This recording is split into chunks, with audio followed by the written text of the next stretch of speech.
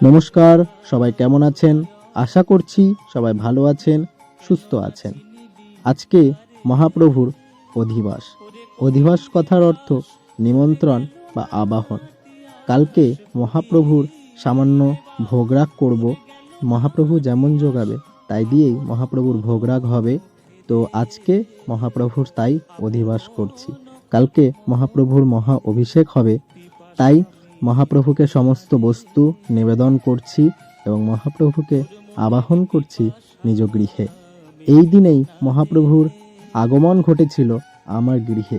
দেখতে দেখতে 2 বছর হয়ে গেল মহাপ্রভু আমার গৃহে আছেন এবং মহাপ্রভুর আশীর্বাদে মহাপ্রভুর সেবা করতে পারছি। তিনি কত করুণাময় ভগবান। হে দয়াময়, হে প্রাণ গৌর সুন্দর, আজীবন তোমার চরণে রেখো, যাতে আজীবন তোমার সেবা করতে পারি।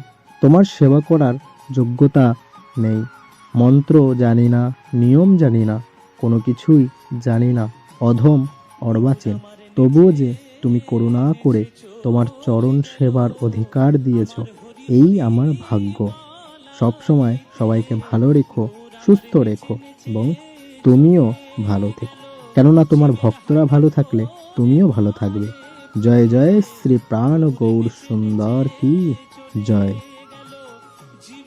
হরি বলাইতে গৌর নেচে নেচে চলে গেল, জীবিকে হরি বলাইতে হরি